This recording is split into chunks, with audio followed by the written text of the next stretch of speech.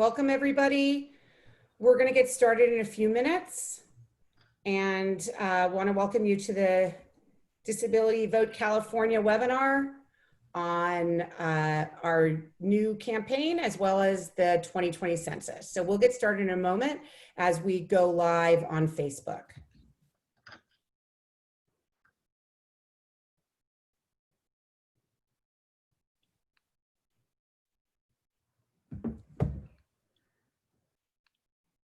Welcome everybody as you're joining in.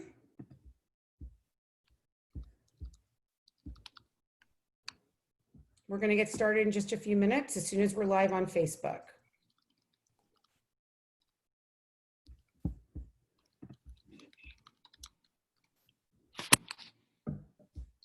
All right, we're live. Thank you, everybody. Welcome to a webinar, the webinar of Disability Vote California.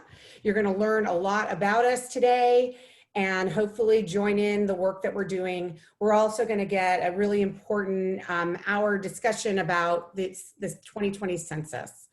So before we get started, we wanted to let everyone know who needs Spanish translation, how you're able to access that. And so right now I could ask Lorna, our interpreter, to go ahead and provide that information.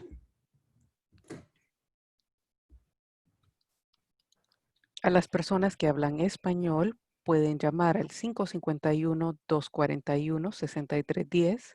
De nuevo, 551-241-6310. Para escuchar la interpretación al español no se necesita código. Gracias. Thank you, Lorna. So welcome everybody.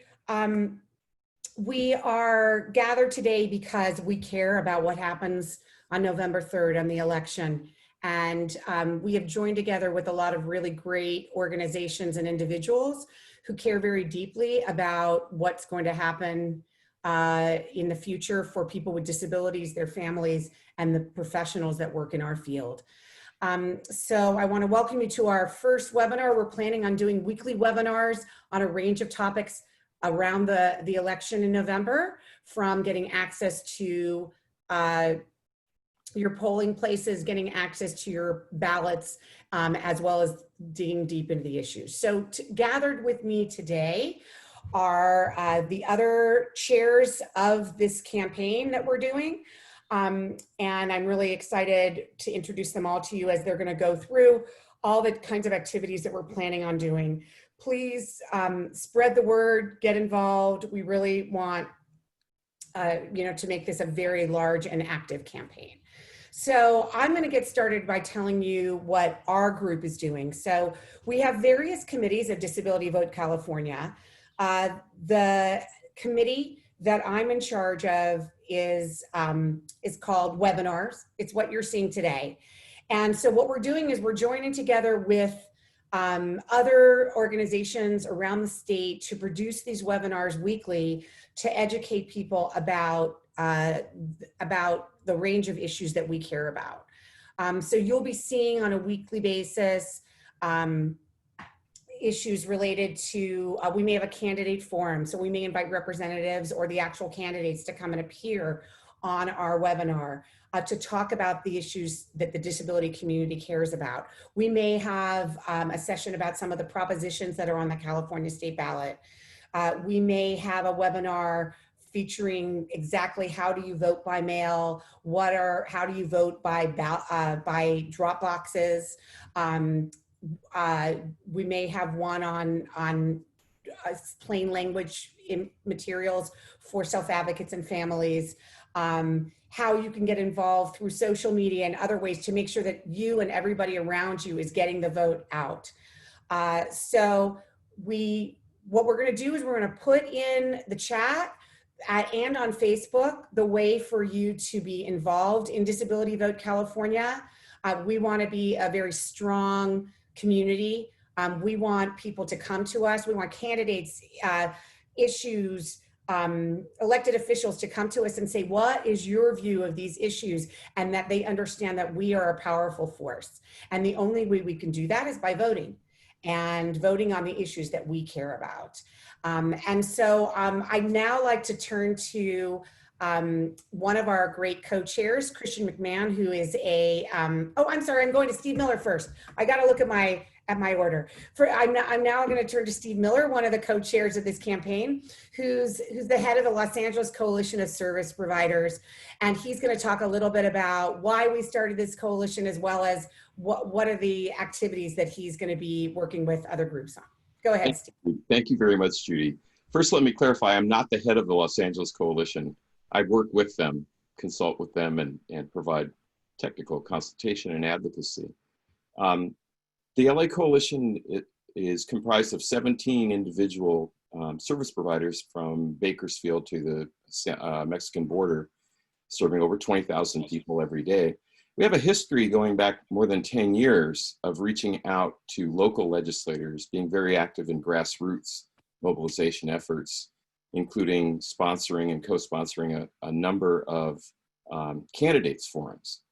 And so I was really very pleased that Judy reached out and asked me to be involved, because it's always fun to work with Judy, and because three things. One, it's always fun to work with Judy.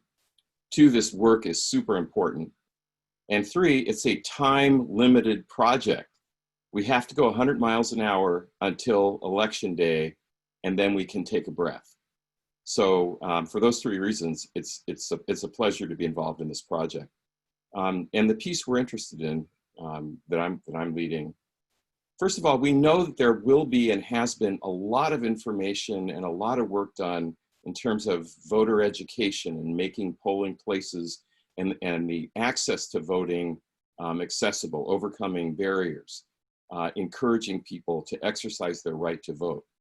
And that must continue. That's absolutely vital. But that's really only half of the equation. We also have to inform people that are running for office and seeking re-election to office that there is a potentially enormous potential voters interest group out there paying attention. That in fact, there are millions of us who may, if we have the information we need, may make a decision about who to vote for based on the policies and the promises of candidates related to our issues. If we educate candidates about the potential power of the disability vote, if we let them know that we have our own kitchen table issues and that matter most in the lives of people with disabilities, then there's a possibility that they will speak to our issues to covet our votes.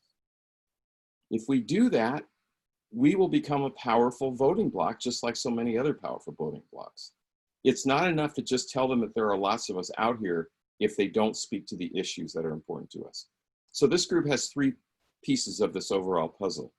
First, we need to succinctly describe who the constituency of Disability Vote California really is. Self-advocates, family members, both close and extended families, the workforce, the amazing workforce, and the families of members of the workforce who are living in poverty or close to it because of their dedication to the people they serve. Employers and coworkers who work alongside someone with a disability, who've gotten to know what matters in their lives. People that volunteer alongside somebody with a disability, or worship in the same community, or play sports, and other neighbors and friends. If you think about it, it's an enormous potential constituency. And so we have to succinctly describe that. Secondly, we have to decide if there really are kitchen table issues, bread and butter issues that are important to our community that we can communicate to candidates in time for them to speak to those issues. We know there are, but those issues don't poll, and candidates never typically speak to our issues. And we can decide on our own political philosophies if we're conservative or if we're liberal, but as a group, we have our own set of important issues that don't poll, that cross political perspectives, that if we know about, many of us may decide who to vote for based on a candidate's position on those issues.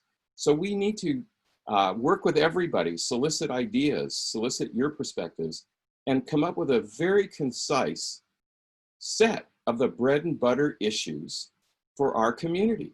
things like the availability of safe and accessible public transportation. That may not be something that is a broad voter issue, but there may be 600,000 people who struggle with transportation. If a candidate speaks to that issue, people are going to listen. Supported housing is different than just affordable housing. There are a number of issues that if we talk about together and succinctly describe, we can present to candidates and cause them to speak to our issues. So that brings up the third and last piece. I'm talking fast and I apologize to the translator. I'm trying to fit within the time frame Judy gave me.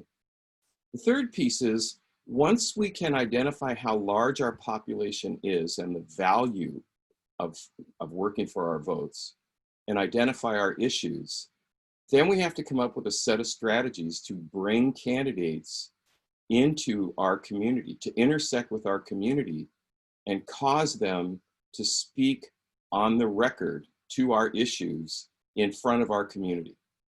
And that we can do through candidate forums, that we can do through framing some questions and sending out questionnaires to candidates, knowing that between all the people involved in this project, our ability to disseminate the voter, the policies and perspectives of candidates to the broad number of people throughout the state through our various organizations. It's nonpartisan. Everyone is asked, and those that offer to us answers to where they stand on our issues, that's the kind of actionable information that people in our community need in order not just to vote, but to make sure they vote as if their lives depend on it, based on their issues.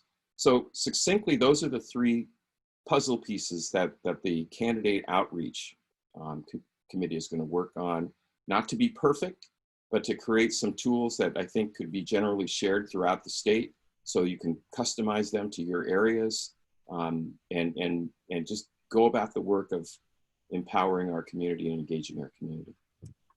Thank you, Steve. That was great. And, you know, just to reiterate the point is that time is of the essence. We are going to be working really fast and furious and really need a lot of support and help. And this is about getting your involvement as well. So we're going to be talking about ways for all of you to become involved. I'm going to turn now to Christian Mcmahon of the ARC of California, who has led this effort in the past, and we're so happy to have him involved in this. Go ahead, Christian. Thank you so much. It's great to be here, and I'm just thrilled that there's so many organizations are on board for the effort right now, because it's critically important. And so I'll just give a little bit of background about how this started and share the website with you all. Let me share my screen. Let's see, does that work for everybody? Okay, yes, perfect. So Disability Vote California started just before the 2018 midterm elections, and it was a very small group of us from SCDD and the DRC and the ARC of California, and all people with disabilities who just cared about voting and wanted to make sure that people with disabilities and the whole disability community knew their rights and were informed to vote. So which is why we created disabilityvoteca.org, which you see here. And this quote has been our leading, our guide, basically. Imagine the power of 4 million Californians with disabilities voting. Just because we, as a community, we have that power to really shape our government to reflect our needs and you know, help us create the lives that we want to be living. So the first thing you see when you come here is the register to vote button. And this takes you to a very easy to use portal where you can register to vote, but you can also check your voter registration status, make sure that your address is up to date, which is especially important this November because in California, we're all going to be getting our ballots in the mail. So that's very key. And then this is, you know, you scroll down, and then this resource section is the thing that I think is, I'm the most proud of. We've just sort of cultivated this list of things that really speak to the needs of voters with disabilities and the specific issues that we might be facing. So the first is just election 2020, and it has this voting in a pandemic, California's plan explained, which just goes over the different modalities for how we're all going to be voting this fall.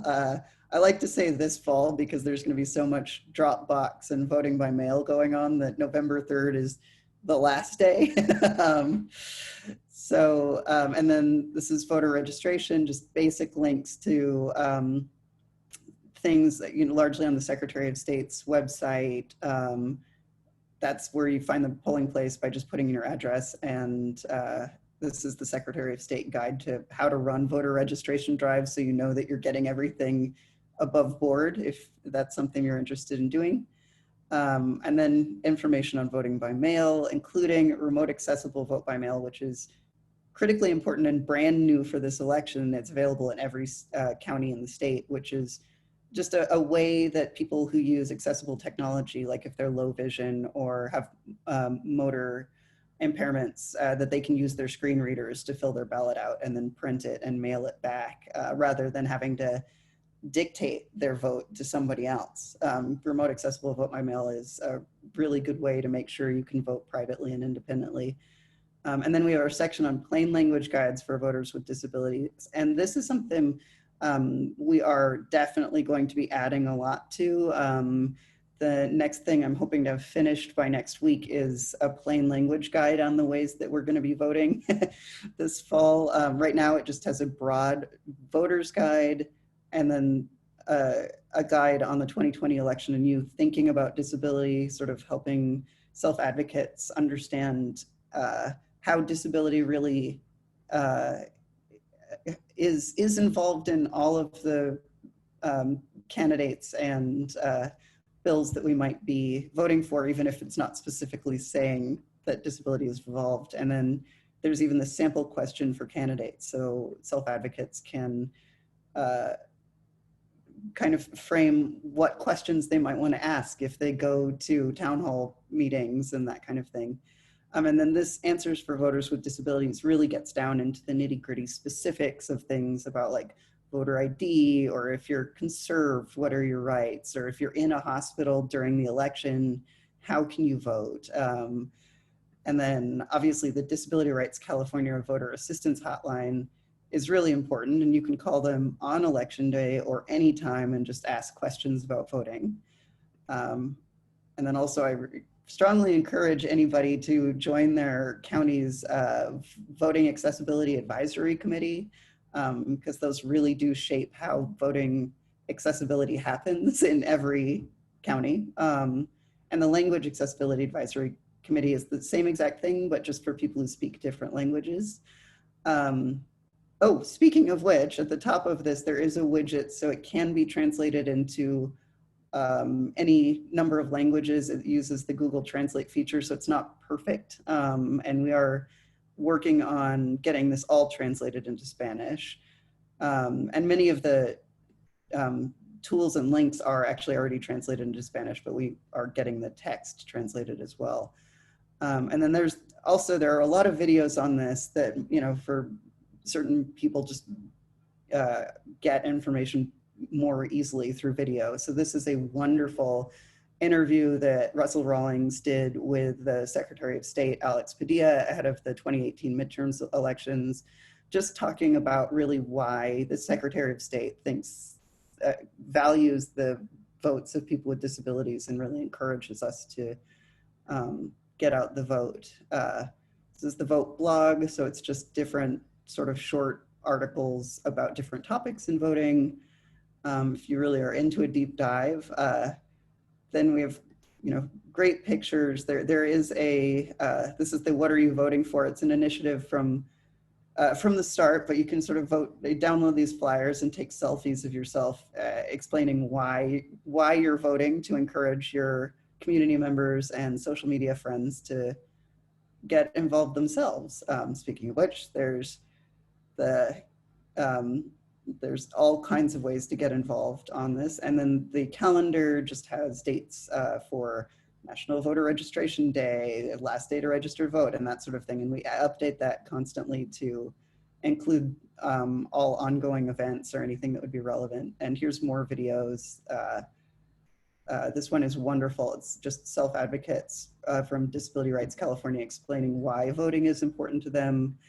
And this is a video that explains the remote accessible vote by mail piece. And it's wonderful and very helpful for understanding it.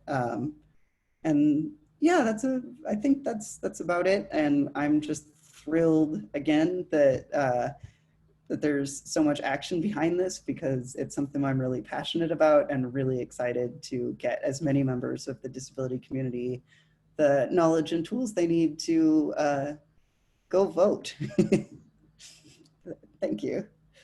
Thank you. Hey, so Christian, would you mind scrolling down to the logos of the sponsoring organizations so I can pitch?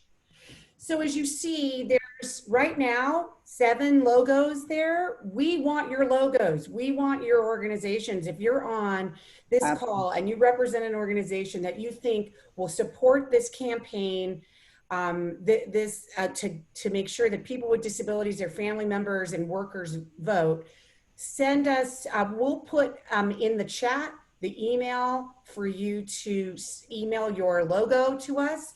And please send us an email of yours as well, your own email, so that we can include you in our weekly coalition calls. So we're looking for organizational members here, not an individual one person of logos, but you know, any kind of service provider, regional centers, advocacy organizations, parent-led, self-advocate-led organizations. We want to really fill this page to show what an incredible widespread coalition we are. Thank you so much, Christian. Thank you. Next, I want to call on Wesley Witherspoon. Wesley has been in the space of looking at voting and assisting self-advocates and others with voting for many years, and really happy to have you as one of our co-chairs, Wes, and to talk a little bit about your committee, which is the Outreach and Connection Committee. Okay, Outreach and Connection Committee. So what we do, can you guys hear me? Yes, perfectly. So what we do is we go to outreach different minority communities, like the African American community, the Latino community, the Asian American community, and we talk about things that would be helpful.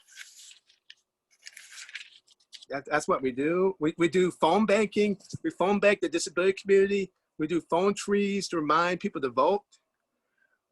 We're interested in doing texting and WhatsApp app. And we talk to service provider, including Congregate, living settings, supported decision making. So also we do special outreach to community of color, like I said earlier, Latino, African American, Asian American, others, Native American, and others. Direct assistance with registering and voting. Service coordination. Service providers, parent to parent, self-advocate to self-advocate, and small group trainings. So we started a group, and we're getting started tomorrow. So if anyone's interested, please give me an email. Our group's between 11 and 1 tomorrow. So please give Julie your email, and thank you very much.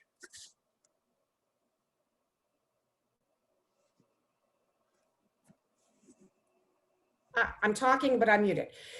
Thank you, Wes. This is what the committee that Wes is engaged in is one of the most important committees that we have, because we know that some people need direct one-on-one assistance, and we're here to provide that. We're looking for volunteers to help with that.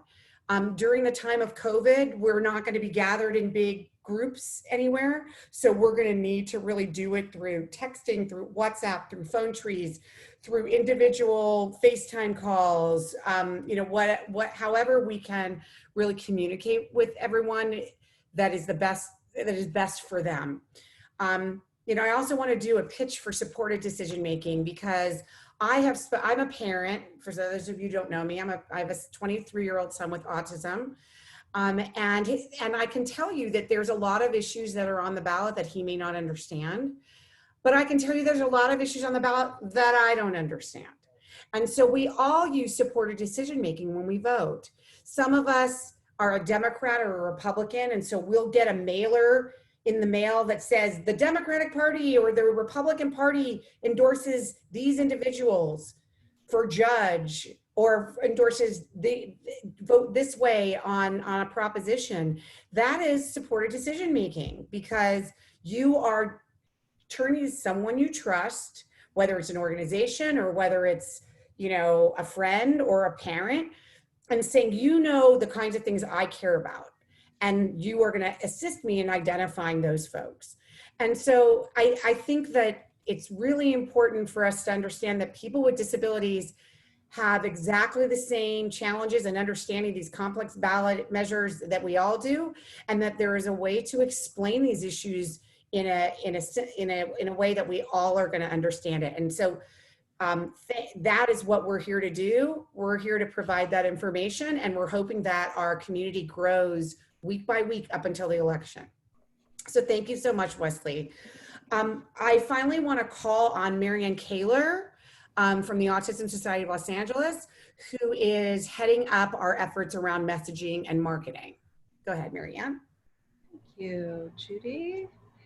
So I have a handy little sheet here just for those who are like me and prefer a little bit of a visual assistance to track information. I'm a parent. I have a lifelong hearing disability myself. I happen to be on the board of Autism Society of LA. And like others have said, I have a lot of passion about this topic. So I feel so excited to be a part of this coalition and to engage with those of you who are listening to this webinar. I have a feeling, if you're like me, you may have some pent-up energy in how you can have a role in democracy. And I think some of us feel sometimes like we're not empowered. And what's really cool about what we're talking about today is that this is actually a vehicle for how we can use the power that we have. As was said before by Steve and by Christian, imagine the power of 4 million individuals with disabilities and the ways that we can be influential. So we have power, and as individual voters, we certainly have power, but as a collective body who may share some similar concerns, we have enormous power. So by profession, my background is in strategy and marketing and business development, which tends to mean how do you kind of encourage people and persuade them to do a certain thing. So the thing that we're persuading people to do is to actually be consumers of their own democracy. And so what the committee that I'm a part of will be focused on is how can we do certain things, as Judy described, so that they're supported decision-making. I'd be embarrassed to share with you how I piggyback on my husband's research efforts to do supported. He's the person whose research I usually piggyback on for supported decision-making on many things around voting. And so now we have other ways, right? We have the great website that Christian shared is a really powerful tool for us to have easy access to information so that our decision making could be even further supported. I may not need to burden my husband as much for his research. I may actually be able to do some for him. So Steve talked a little bit about the engagement, and what the messaging and media team will be doing is addressing a couple of things. One is we want to make sure that we're pushing out information in a really effective way so that people have more knowledge at their fingertips. So there's the website, of course, where they can access it and pull the information, but we're going to push information out so it may be even easier if they're seeing it through social media and other vehicles that puts it right in front of them. The second way that we want to be helpful is to create connection. You heard a little bit about ways that we have common issues that are specific to our disability community, but also we are a powerful voting bloc that has the same concerns about issues that every American has. We just happen to have not done a great job of coalescing around that power to persuade those that we're electing to understand what's important to us. So this is a time that we could take advantage of that. And the third thing that our team wants to do is to help people in a really easy way understand how they can vote. That means that there may be accessibility issues. So what's the impact to those individuals that may want to vote by mail, but also may be concerned about some of the things that they're hearing around the postal service and things like that. So we want to give information so that accessibility is not a barrier and that everyone can be a consumer of their democracy. A couple of things, Steve said some good things. Who are our audiences? We have a really diverse audience base. First and foremost, we are disability constituents led. So the constituency that is those individuals with disabilities, first and foremost, are the audience that we're reaching out to. But I love the concept of how family members, both near and far, service providers, employers, colleagues are also a part of the audiences that we can reach out to that can make a difference, that with a little information may be really excited to vote the way that that's of interest to us. So the things that we will also be doing is reaching out via different media platforms to get the message out there. And my ask of you on the call, you saw when Christian shared the website that there are ways to sign up and indicate that you're interested in getting involved. One of the best ways that you can help is to share what we put out via social media and help it go viral. So that's a very low pain way for us to all contribute to the messaging. There will be other ways that we'll be reaching out and sharing information that you all can be a part of the going viral process. So just reach out, and I look forward to working with all of you. Thank you so much, Marianne. That was so helpful. And you know, once again, we're asking you in the community to get involved, to be part of this campaign. Those of you who are part of organizations that can contribute. If you're an individual and you want to contribute, let's say you have a particular gift at Instagram, which I do not.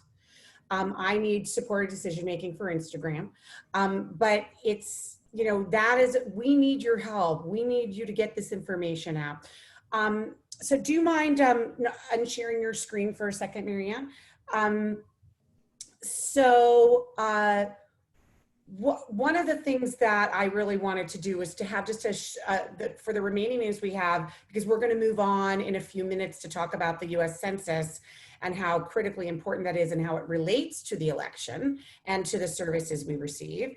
But one of the things that I want to do is to just have a little bit of dialogue with those of the co-chairs here, you know, about what do we think, what are our goals? Like, what do we think the impact we can actually make? Like, you know, what would be our dream impact? And then how do we achieve that? So Steve, I know if I'm going to make you start because you're a dreamer, you're a big thinker. And you know, if you could dream big, even though it's going to take a lot of work to get there, like what would you want us to be able to get out of this?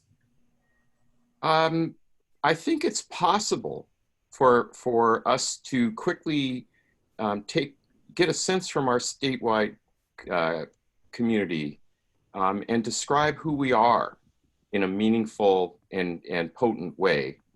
I think it's possible for us to construct a set of bread and butter issues and a set of questions that can be published or submitted, to candidates throughout the state, and cause them to respond to our issues.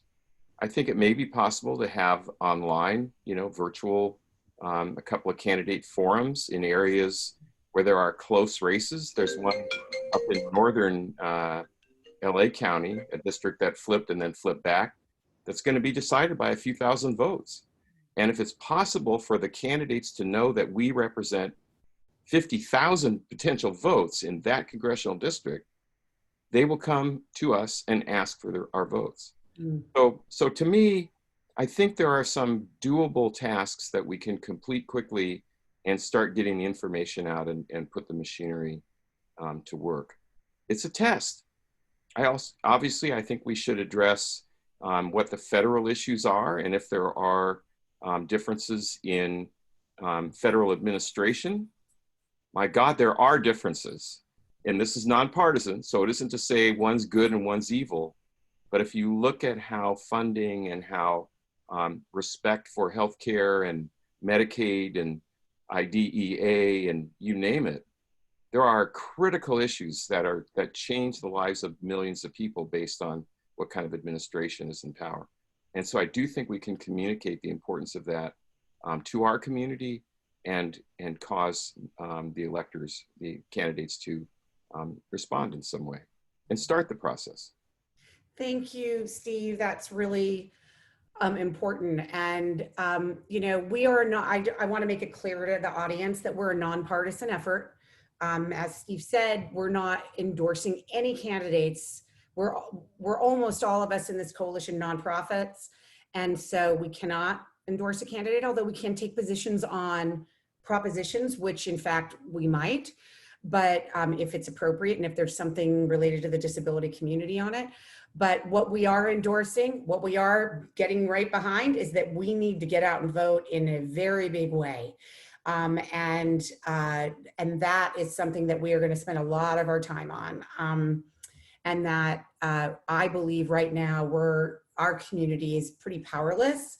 I was just talking on a meeting earlier today that I've been watching every night, gavel to gavel, the Democratic convention, and I have not seen a discussion of disability policy at all. Maybe it'll come tonight, we'll see.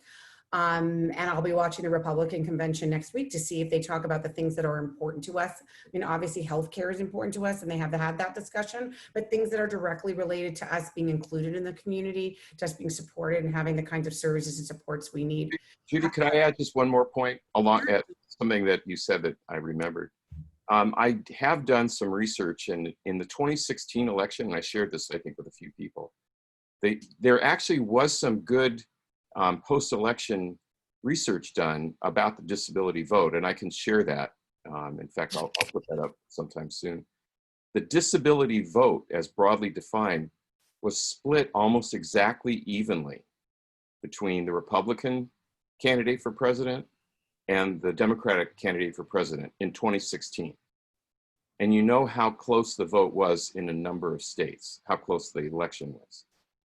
The research also demonstrated that even though there was websites and there was a lot of good information in platform written by one candidate over as opposed to the other candidate, that information never existed except on a website or in some catacomb somewhere. They never went to our population and said, this is important to the disability community. If I'm elected, I will never allow Social Security and Medicare to be cut. If I'm elected, I'm going to cut health care. If I'm elected, I'm gonna do budget cuts in areas. If I'm elected, I'm gonna enforce the ADA. No candidate actually spoke to our community. So there was no way for our voters to have power. So we split along the same issues as the general population. So that's really, I think, what we have to try to accomplish this year is to let our community know we can be as powerful as the AARP. We can be as powerful as the Right to Life movement or any other interest group, gun violence, if we resonate to our issues and communicate collectively to each other and out, we do have life and death issues. We can become a power. If we don't, we'll be diffused. We'll vote the way our families have always voted. We'll vote based on things that won't affect our daily lives instead of voting on things that will affect our daily lives. And I do think we can start that work this year that will continue. Judy, the other thing that I'd like to add to what Steve said is that there's so much untapped potential in terms of those who can vote and those who do vote. Those who are registered and those who are not registered. And there are many different constituency groups that that we touch in the disability community who fall into all of those camps. The one thing I will say that is additionally different right now is the pandemic. And that I'd like to just say that in a nonpartisan way, there's no getting around the fact that there's a lot of mental health concerns and issues that we're all grappling with because of the pandemic. And one way that we can feel empowered is by exercising our vote. Mm-hmm. And so I would say for those of us who are disabled, or those of us who are in those other constituency groups in the disability community, I would strongly encourage us to take advantage of the power that being able to vote is something that puts control in our hands where we feel so disempowered. That's great. Really excellent. So I just want to say that there's a bunch of people who are using the hand raise feature. And let me explain, because I forgot to do that at the beginning. I'm so sorry, that if you have questions during the webinar today, the best way to ask us questions is not through the hand raise feature, because this is the only people who are allowed to speak and present are the presenters that you're seeing. But if you have a question, please put that in the Q&A. You can also put it in the chat, but I'd prefer that you put it in the Q&A, which you'll find at the bottom of your screen. For those of you watching on Facebook, you can write a message on Facebook or a comment on Facebook, and I can, we have people who are looking at that as well. But please go ahead and put your questions in the Q&A, and I will go ahead and get those answered either through the written Q&A or in the chat, or we'll answer them verbally here on this program. Christian, did you want to add to that sort of what your dreams, your hopes will be for this coalition through November? Sure, yeah, no, and it's, when I started the work ahead of the midterms, it was just sort of broadly like, oh, people with disabilities need to know about their voting rights. And it really has, over the years, transformed into, honestly, I think voting for a lot of people is really a first engagement in the political process. Like it sort of, you know, reading your ballot propositions and learning about the candidates is a way to sort of start engaging and seeing how democracy actually works. So my goal is that every eligible voter with a disability has the access and information that they need to vote however they want, and that from there, those people go on to really understand that they have a lot of power in democracy and can be very engaged in politics, both in voting, but also, you know, maybe they run for something. Maybe they, you know, see where it's like, well, that guy won and he doesn't really agree with anything that's good for me, so I should go talk to my state representatives. And because it really, I sort of came to politics a little bit later, and it's just amazing how much impact one person who's really determined can have. So I want this to open that door for the disability community. But yes, from now until November 3rd, I just want everybody to know that they can vote and feel empowered to do so and as well informed as possible.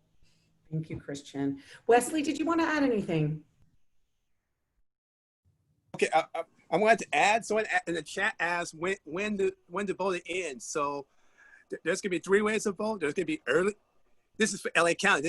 But it's all throughout California. It might be different because of different counties. By the way, your county administers your voting, so it's administered by county. Whether if you're Santa Cruz or San Diego or San Francisco or Fresno or Santa Barbara, Ventura, it's administered by your county. And here in LA County, it's gonna be 3 ways to vote. There's gonna be one. It could be early vote. You could vote early. There could be vote centers. You can actually vote at the polls. There could be ones vote 10 days before election. There could be ones vote 4 days before election. And the second way is to go to the polls, and the third way is by the mail.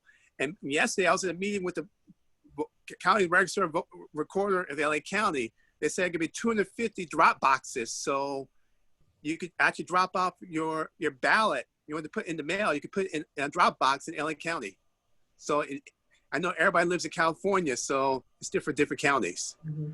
So another question that came up, another thing we want to talk about is what we do about people that have been in the criminal justice system, what we do about their situation, because it's very unique. And by the way, if you happen to go to jail, you can still vote. You can only vote, they'll take away your voting right if you're convicted of a crime. You can still vote if you go to jail. Mm-hmm. So you guys have any questions for me about the voting process? Anything?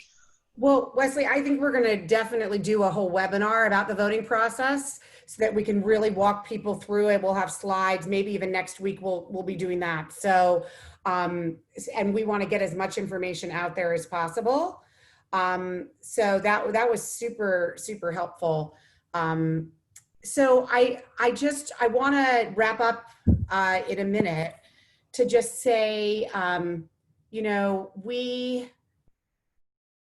our issues, the issues that we care about are directly controlled by people who are our elected officials. And I think that, you know, I look at the number of participants that are on this webinar, which is lower than our normal. We've been doing coronavirus, we did 16 or 17 coronavirus webinars, and there were large amounts of people because people were so worried about their health and their safety, and they wanted to learn something. And I'm not sure that people are seeing their vote as something that will protect their health and safety. And there's a disconnect between voting, being involved in the electoral process, understanding what's on the ballot, asking questions of your elected officials, or asking questions of candidates in relationship to the things that we care about. A lot of people don't see that connection. And so one of the things that we're going to be really working hard on in our coalition is how to make that connection, because it's why a lot of people don't vote at all. It's why you're going to hear this in the census. It's why a lot of people don't fill out the census. It's because they don't see the connection between government and getting the right government in. Because people have this attitude, everybody's the same. They're all politicians. They're all bad. We can't trust anybody. And we've got to get rid of that cynicism, which is at an all-time high right now, and understand that if we put in good people and if we get the right propositions passed and we hold them accountable once they're in, then we can get what we need. And believe me, there is a reason why corporations don't pay taxes in the state of California. It's because they're very politically powerful. And there's a reason why unions have a lot of power in the state of California. It's because they've donated a lot of money and they're very involved in politics. Things don't happen by accident, unfortunately, in our government. And we the people have to be involved in the process so that we have the power, because we are a giant group of voters. And if we vote on the things that matter to us, on getting services, good healthcare, good education, good special education, we will move forward, and our programs, our services will be much better funded. So if I could ask Lorna, there is possibly a question or certainly a comment in the chat. If you wouldn't mind translating it for us so that we, if it is a question, we can respond, or if it's a comment that it is made. Unfortunately, my Spanish is terrible. I think that voting is important, but we shouldn't overlook the census in our community, because it is up to us to fill up the census if we want resources for our children. Thank you. That's great. And what a fantastic way to segue to the next section of our webinar. Thank you so much, Zonia Sanchez. So now what I'd like to do is to turn to our next subject matter, which is the 2020 census, which you will hear about. Is the timing of that is even earlier than the election. So we really need to get on this right now. I'm so happy to introduce our two speakers who will tell us about the census. Soing Bond is a supervising attorney at Disability Rights California, and Connie Hernandez is from California Complete Count and the Census 2020. And so we thank you both for coming. We know you have a presentation and you can go ahead and share screen. Thank you so much. I think maybe this is so, before I start sharing screen, I want to make the connection even deeper. All right, so the census, we're talking about voting, right? House of Representative members are determined by how many people fill out the census. So if not everybody fills out their census, we will have fewer congressional seats to even vote for.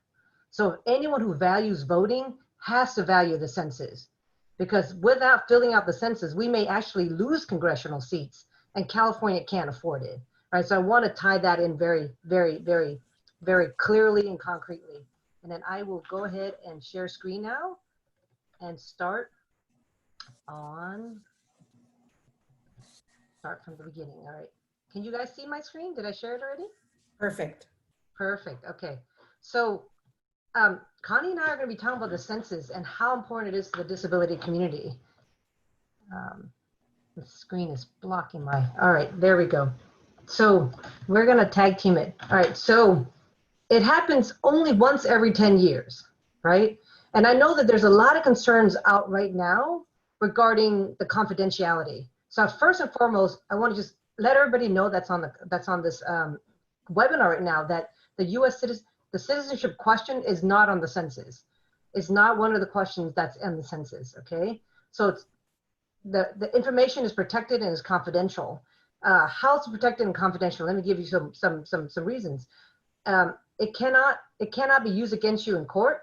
It cannot be shared with the FBI, with the CIA, with ICE, with Department of Homeland Securities, right? And if anyone that collects information, if they wrongfully disclose, for each event, they could be put in prison for 5 years and are fined $250,000 per event, right? So it's very safe. I want everybody to understand how safe it is, because there's some fear in the communities about how safe this is. So, and they may not know this information. I want to thank Judy for allowing us to come, Connie and I, to come to share and bust some of this myth, okay? And everyone counts. So if you're undocumented, guess what? You count. If you're 1 year old, you count. You're a person with a disability, you count. If you're a citizen, you count. Everybody counts, right? So I know that in the disability communities, when we've done surveys, they have said, oh, I've never been asked, or oh, I didn't know it mattered, or I didn't know I counted. So I just want to make it very clear, everybody counts. All right, Connie, do you want to add anything to this screen before I go to the next one? Well, I think you covered it quite well. And you said if you're 1 year old, well, if you were born April 1st or after that day, you count. It doesn't matter. And senior citizens are often overlooked as well. Veterans with special issues that have injuries, that are disabled in many ways, often don't participate. So that's one of the sectors that we're covering.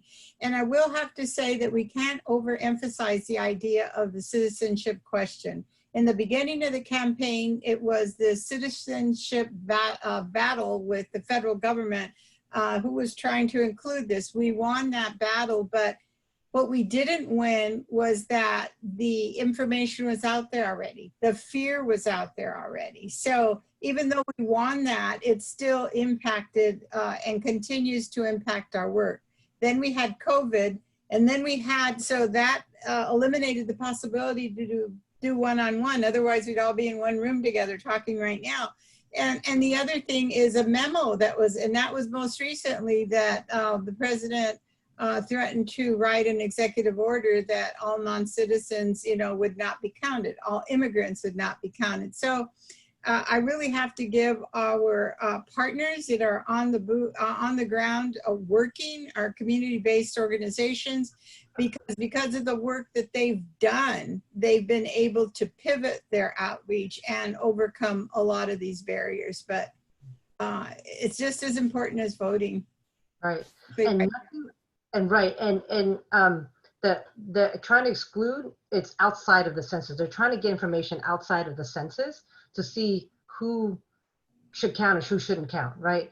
But the the census itself is protected, so people don't have to worry and don't have to fear filling out the census, right? Correct. For all the reasons that Connie and I have shared, it's protected, it's confidential, and I think in particular to the Latinx, the Latino, Latina communities, I want to let you know it is safe for all the reasons. I mean, the government, I mean, it only happens once every 10 years, and it's gone on for many, many decades. So there's a lot of laws that are in place to protect the information that's being gathered. And again, there's no citizenship question. Right. So as we mentioned, is used to determine how many congressional House of Representative seats, right? Voting is important, but if we don't have a person to vote for because we don't have that seat, then we can't even exercise our right to vote, right? So if you care about voting, you have to care about the census, right? Another use of the census is cities and counties rely on it to determine where hospitals should be, to determine where fire services should be, to determine where emergency services should be, to determine where housing and homeless shelters should be. So census touches every aspect of our lives, whether we know it or not. Businesses also use census, right? To determine where they should open businesses or not. Starbucks uses census to determine where they look at the demographics to determine where businesses should be open. So if you care about jobs, you care about access to things, you should also care about the census. Yeah. Let me see. All right.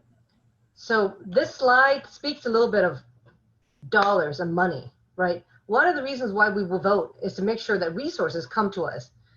Well, for the census, it's even more concrete, right? A lot of programs use census information to determine how much money they should get. So if you care about Medi-Cal and you get Medi-Cal or your family members get Medi-Cal, guess what? They use census information, how many people fill out the census to determine how much the state gets.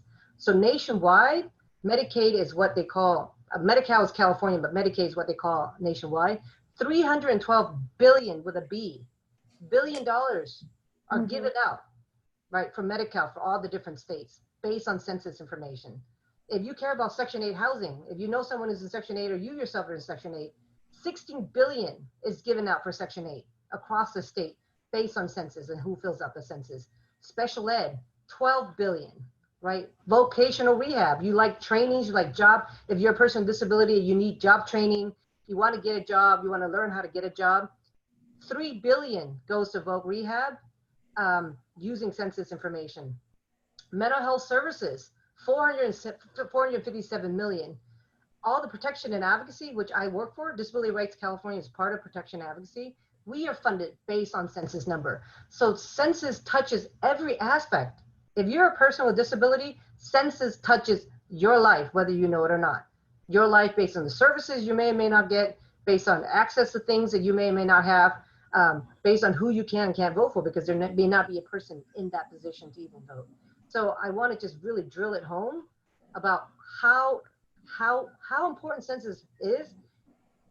And I think the struggle with the census, it only happens once every 10 years, right? Voting happens all the time. Census happens once every 10 years. You miss that chance, you've got to wait another 10 years. Now, Connie, can you share in terms of dollar amounts each person represent?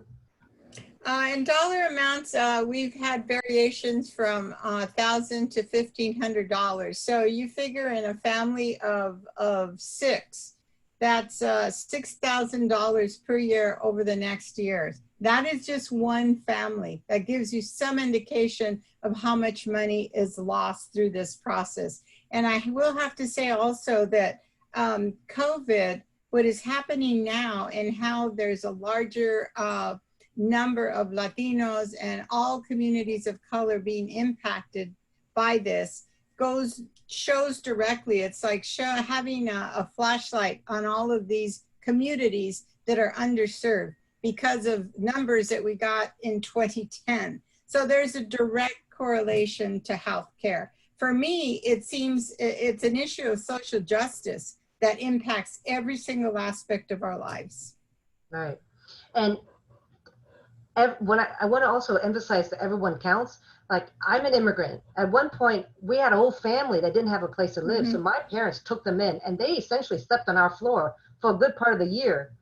If I was filling out the census for that household, I count all of them.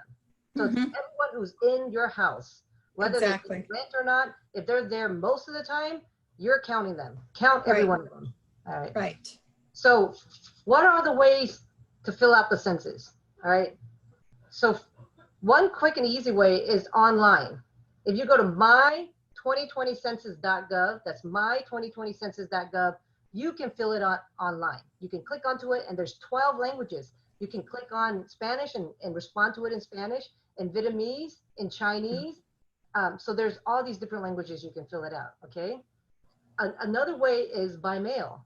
And I want to give a really quick, actually, Connie, can you give an update on by mail? Yes, if you receive a form in the mail, and most people did probably by April 1st, there's a special number that identifies you as the head of household. You open up, you go to your, you can fill it all out. There's 9 simple questions, and 9 simple questions added supplies to each different person. So you can do it that way. The easiest way for most people with broadband access, of course, is online. However, there is that option for mail. It's the same exact form that is online. And as you indicated, showing that there's several languages. If there's an issue and there's a language on there that you don't understand, you can always call. And if you call, we have a list of numbers depending on the language that you need. You can fill it out over the phone. So actually you can vote, you can vote. You can fill out your census online by mail.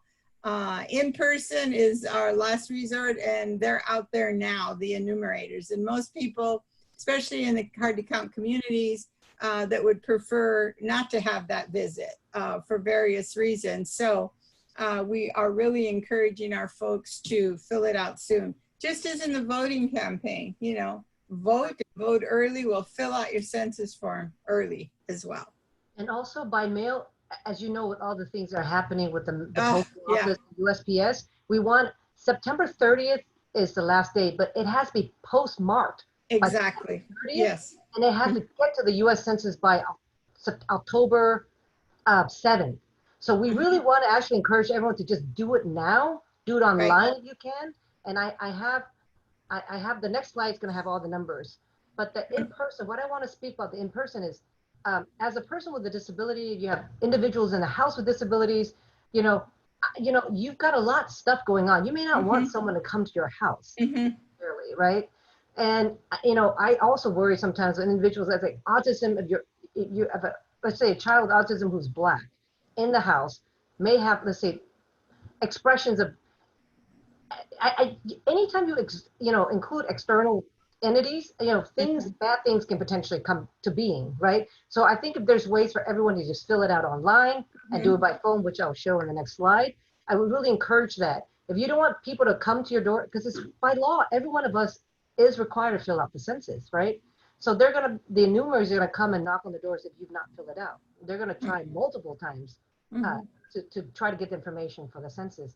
So you would be helping by bringing millions and millions of dollars into California, into services you care about. And you'd be helping with representative numbers of people that can represent your views. And if you do it now, you would avoid people coming to your doors as well. So let me go to the next slide with the phone numbers. All right, so the fourth way, so one way is by online, which we share, my2020census.gov. The second way is by mail, which we share, got to do it right away, so you don't worry about the mail delivery. The third is in person, where the enumerator is going to come and knock on your door. The fourth is by phone, right? And they've got all these languages identified. So if you're a person who speaks English, all you would have to do is call 844-330-2020. And if you have any questions about the census and you don't know what the census is asking, you can talk to that person right there. They'll go through 1, 2, 3, the 9 questions that Connie talked about. They're going to go through all of them with you. So that, I think, is going to be very helpful to everyone who may have questions, and if they fill out the paper form, they're like, oh, I don't know what this means. Well, if you do it by phone, you have that taken care of. Connie? That's right. And the thing about them visiting you, the enumerators, they'll go back to your home up to 5 times. 5 times, which is, you know, it's not the best case scenario. And if they don't reach you after that 5th visit, and this is conducted by the U.S. Census Bureau, they conduct the enumeration. The office that I work for, the California Complete Count Committee, we've conducted education, outreach, and organized communities throughout the state to encourage this participation. If they don't reach you within the 5th visit, then they'll talk to your neighbors and just do things by proxy and get approximations in terms of who's there. So it's just so much easier if you call, do it online, or put it in the mail soon. Right. And I want to highlight that there's actually even 2 lines for Chinese, because there's Mandarin and Cantonese. So if you speak Mandarin, you can call your own line, 844-391-2020. If you speak Cantonese, there's 844-398-2020. There's Vietnamese, Korean, Russian, Arabic, Tagalog for those who are Filipino, Polish, French, Haitian Creole, Portuguese, and Japanese, right? So please share this message out, share this PowerPoint. Judy, after this training, is going to share PowerPoints, this PowerPoint and other materials that has the phone number and the link that people can go to. There's really no reason to fill it out, and so many reasons to fill it out. It's 9 questions, very easy, and we're all stuck at home anyways, right? Might as well bring money. I mean, this is one of the probably easiest way to bring money into the community, right? Just fill out 9 questions. There you go. All right, so important dates, right? Connie, you want to head off on this one? Yes, well, the invitations to the census are mailed out, and most people did receive them by April 1st, which is deemed officially Census Day.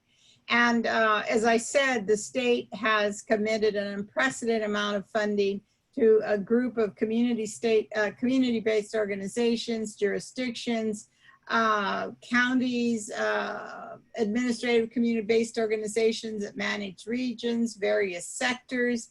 So all of this was put in place. They all had their implementation plans ready to go probably mid-March, and then COVID struck. So then we had to stop and regroup and pivot and make everything in a virtual way. So, but up until April 1st, we started that different kind of outreach. It's all virtual. And there have been, I think to date, about 7 different postcards that have gone out by the U.S. Census Bureau as a reminder how to do your census form. Now, on August 11 was the official day in the non-response follow-up operation, and that includes the enumerators that go door to door, knock on your door, for they have a list of those folks that have not responded to that date. They were actually out about a week earlier, and they're in the field right now. Additionally, that process will end September 30th, and that's been another hurdle we had to overcome. We had to step up our operations, because up until August the 3rd, we were told that we had until October 31st. We lost another 4 weeks on this campaign. That is really critical. So now we're not saying do it by September 30th, we're saying do it now. Just like voting, do it now, don't wait. That's right.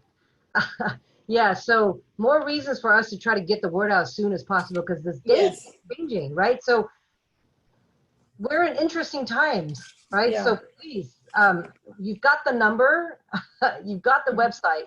There's really no reason.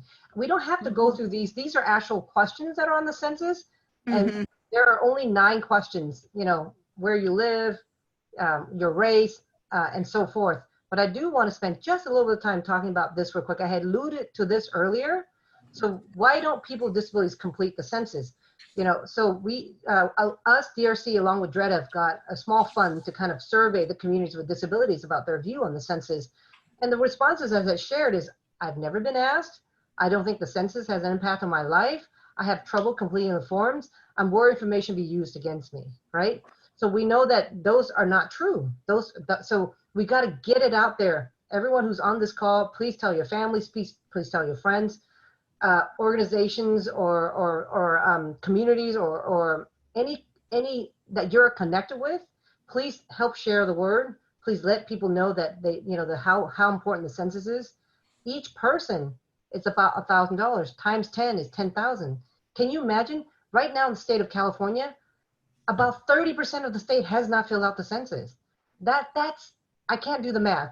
What is, we're talking about millions and millions and millions of dollars that could be left at the table, and California can't afford to not have money that should go to us, right? So that is so true. And in terms of our own research and the type of methodology that folks respond to, the audience, we talked about our various hard to count groups, and one of them, of course, is people with disabilities. And they responded best in region 5 and 6, which is Central California and part of LA. And virtual focus groups work best in terms of outreaching and communicating that information. So you may want to keep that in mind in doing the outreach. Mm-hmm. So in terms of, you guys are pretty tech savvy, some of you that are on this. There's a Disability Counts 2020 hashtag that you can use. There are a lot of good resources, and this has additional information on it. But on the PowerPoints that Judy's going to share with everyone who's attending, there are going to be language guides in all these languages that explains the census. Census 101. There's documents in large print. There's links. Disability Counts 2020 will have links to videos in ASL, videos that are captioned. And number 7, you know, I only mentioned special ed. I mentioned DOR. I mentioned Medi-Cal. The link on 7 will tell you 130 programs that uses census data to receive funding. And 2 that is relevant to California and a lot of places right now is assistance to firefighters. There's a grant that is assistance to firefighters that is in a tune of $360 million. Another is emergency shelter and emergency shelter grant programs in the tune of $289 million, right?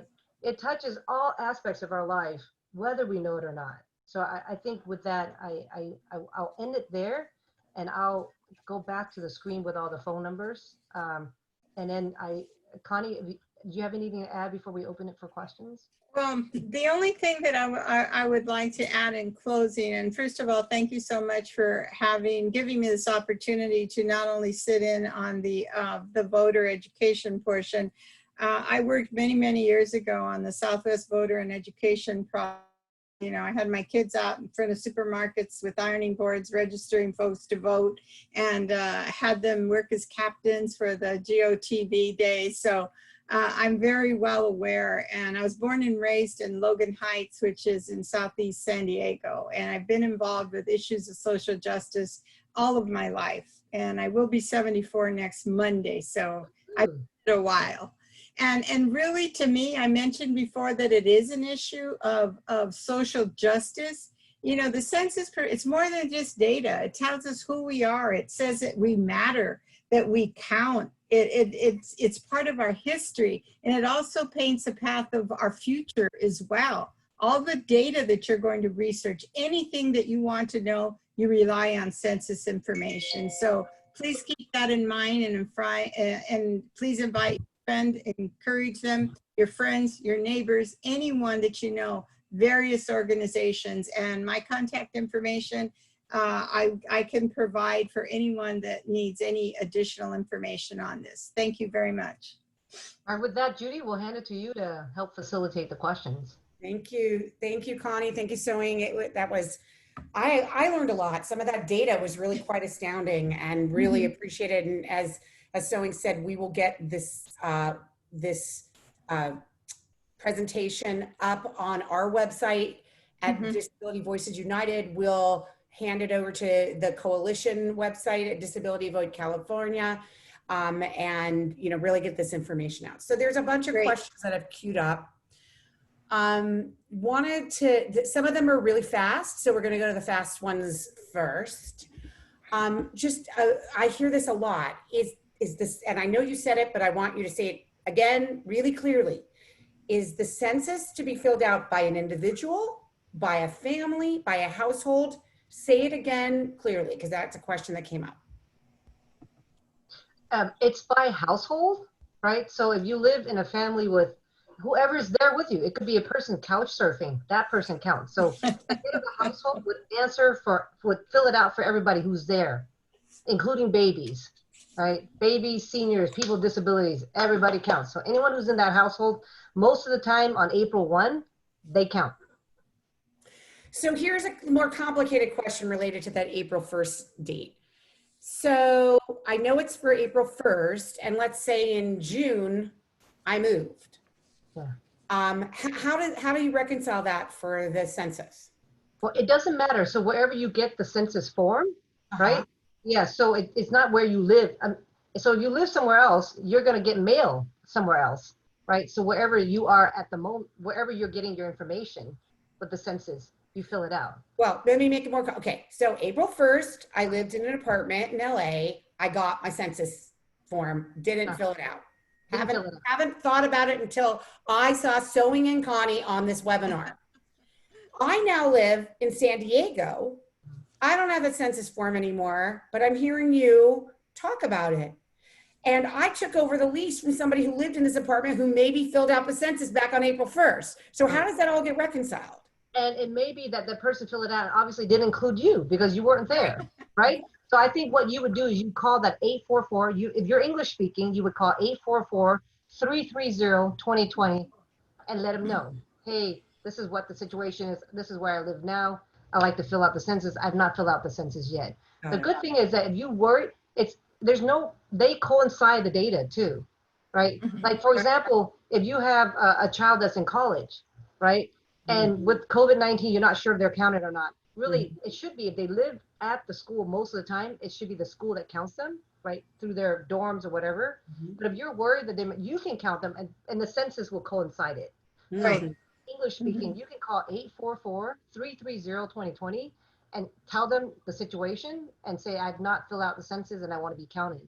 And if you're Spanish speaking, you would call 844-468-2020 and do the same.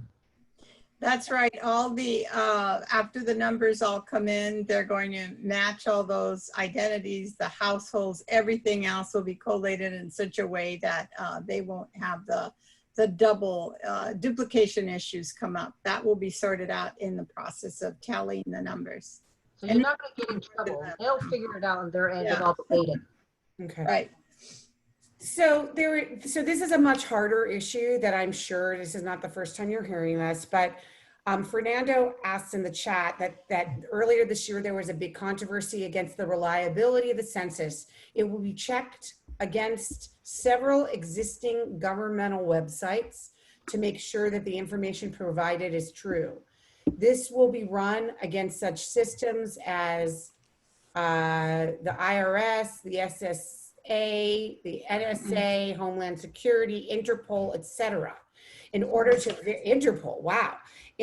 verify the truthfulness of the information. This information is not divulged to anyone else other than the census counting program. I think that's the point he's trying to make. But so there's been a lot of myths and rumors that have been out there, and let's set the record straight again, and then how do we counteract that? Right. So let me see if it can go back to that, right? It's right on the second page, yeah. There's a lot of laws. Thank you, Fernando.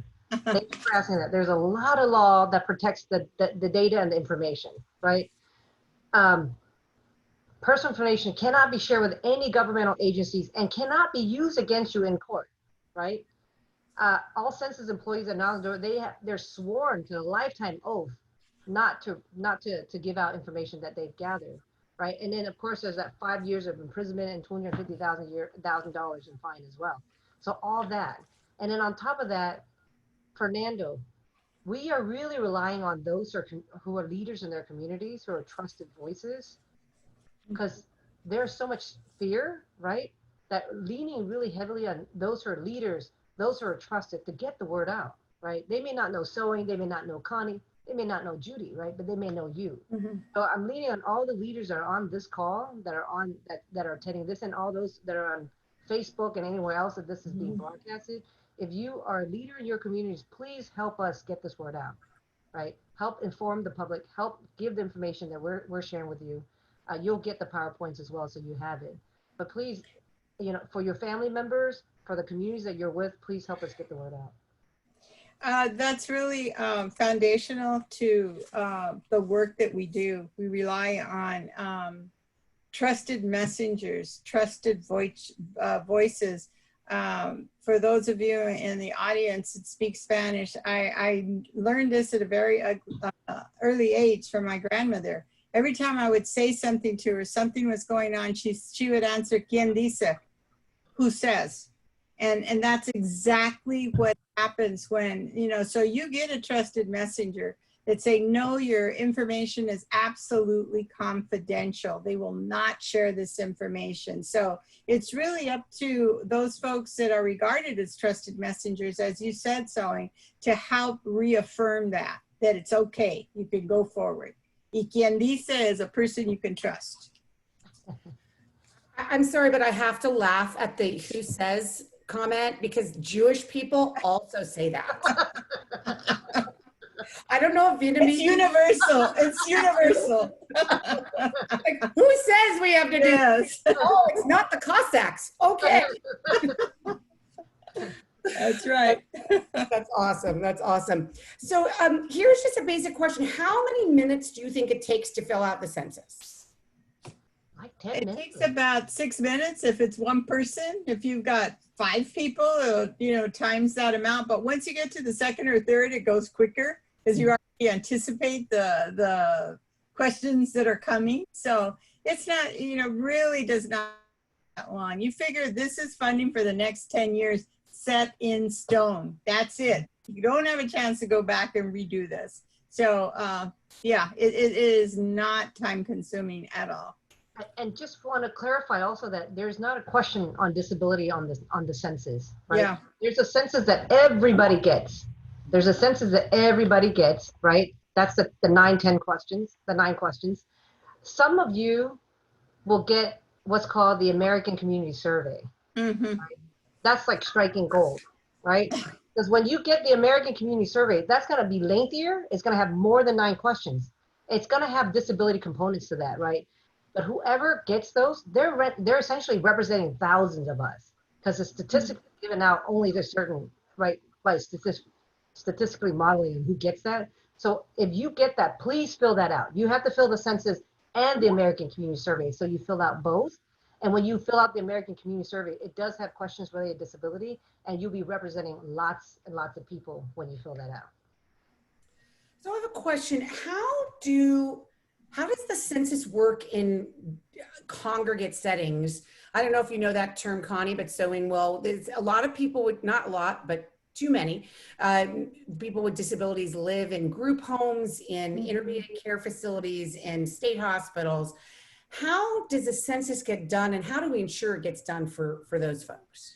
All of those types of settings are considered group quarters, and there's a special census outreach that conducts those counts at a particular time.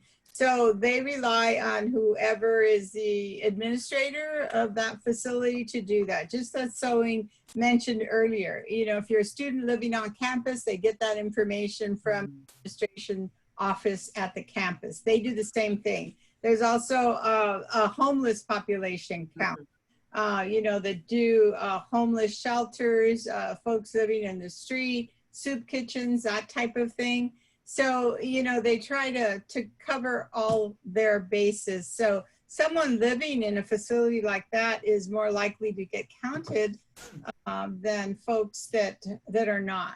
And Judy, I do have a little bit of concern about group homes, right? Because then sometimes the group home operators might be dependent on how savvy they are, whether they know how that's true. to count those who live in group homes. So I'm really just, for everyone who's on this call as well, if you've got any connections with group home operators, I'm going to actually try to do a training through the regional centers for providers as well. But, we want to make sure, because those who are in the group homes may think that they're being counted by the group home operators, so I want to make sure that group home operators also know that this is very important, especially the ones that are like, 4 folks, 5 folks. So group quarters is a census language for congregate settings, and there's a whole structure for counting folks in those settings. How do we know whether we're being counted? Is there a way to check on some website? Let's say we have a kid in a group home, or let's say, we're not, we thought we turned it in, we just can't remember. Is there a way to check? I think the easiest way is to call let me go back to that screen. To those numbers. Yeah, I would call those numbers and ask, because as we did mention, that is confidential information. So once it's in, and so that would be an issue of confidentiality. So I agree with you, Sewing. The best way would be to call. And a lot of us have gotten mailings with these digits, these numbers that they can put in to identify. So if you didn't get the mailing or you lost it, you just, so that everybody knows, you can still call and you can still fill it online without those numbers. Yeah, right. They ask you to verify for addresses, and then they'll give you anyways. They'll give you another number. So how are we doing? How is the state of California doing in the census count this year as opposed to 10 years ago and 20 years ago? Okay, well, as of in 2020, the state of California reported in at 70%. You mean 2010? You mean? No, 2000, 70%. 2010. 2000. Yes, in 2010, the numbers went up to 73%. And the current number today is 65.8%. So we're really making a push. I will have to make a shout out to my region 10, San Diego and Imperial counties, that we're up to 70.5%. And Imperial has surpassed their numbers from 2010 as well. So now we're really pushing to get past that 70% and over this last month. But most of us are doing very well throughout the state. And I can't imagine how the numbers would be had we not had this special outreach program that has been ongoing for the past 2 years. Hey, Connie, out of curiosity, what is 30% of California? What is the number? Do you happen to know? I don't know how many do we have in the state? Because I want to multiply that by 1,000. Oh, yeah, to get just those to numbers. The magnitude of dollars we're leaving at the table. Yeah. That's a good stat to know. But Connie, so what does it mean? So we were at 70% of a count. So what happens to that other 30%? We have 30% less funding because of that? Yes, they just don't get counted. However, I heard an important stat today that the numbers that we get on a daily basis that are available to anyone, if anyone's interested in checking those numbers, I'd be happy to share the website. I check them every day. Let me see, say for California, 65.8% is the current number as of today.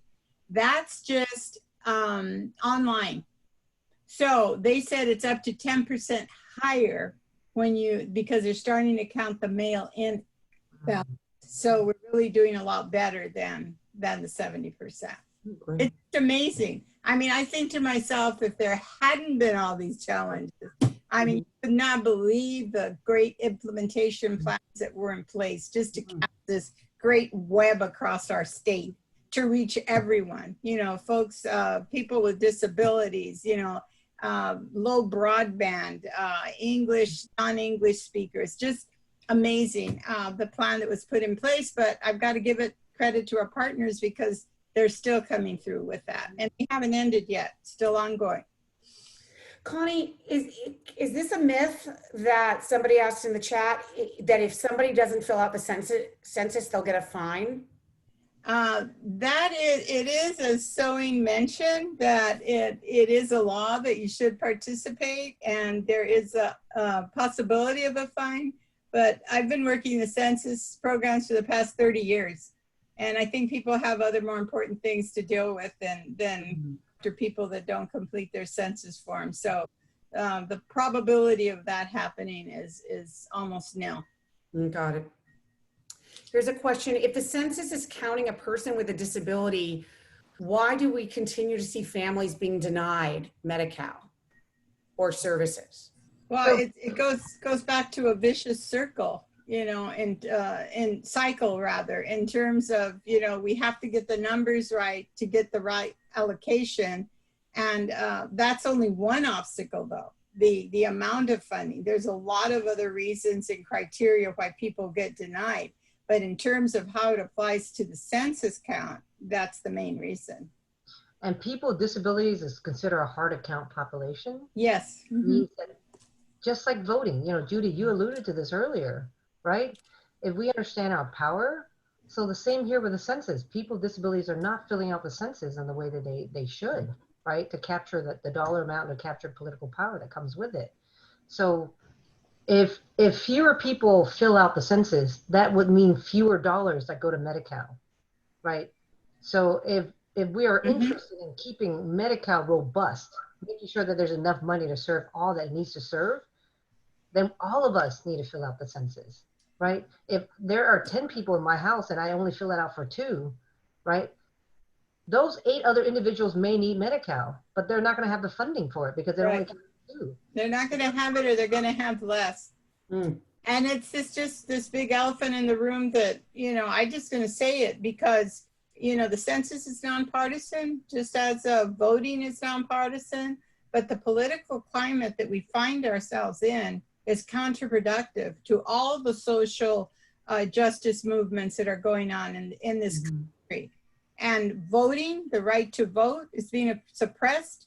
The census is being suppressed by the powers that be simply because of power and control. So it's incumbent upon all of us to educate one another and to really understand and make those connections as to why we all count, all of us collectively. And we have to continue to fill out those forms and encourage others to do so we can make a difference.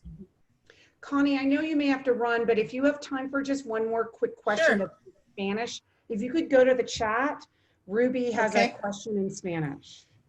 If I don't know if it's easy for you to translate. If not, you have Lorna. It says the entire community is in all the state of California, and we're ready to mobilize and demonstrate our political power of the community. We are the majority, and we are going to demonstrate it in the subsequent elections. Yes. Yes. Wow. That's great. That is so powerful. Is that from Yes, it is. Yes, it's from Ruby Saldana, who's from the Integrated Community Collaborative. Wow. Like, that gave me goosebumps. So I'd love to end it there. I mean, that's a Yes. Again, thank you so much. It was my pleasure to participate. And I want to thank Sewing for your contributions today. As we promised, we will get a recording of this as well as all of the slides up on our website and pass it on to our partners at Disability Vote California. I want to thank all of our speakers today from the coalition. Once again, if anybody's interested in joining the coalition, you can email Ed, who put her email address in the chat. And we want to thank everybody today for joining us. Get out there, get your census done, and don't forget to vote. That's right. Thank you. Bye-bye.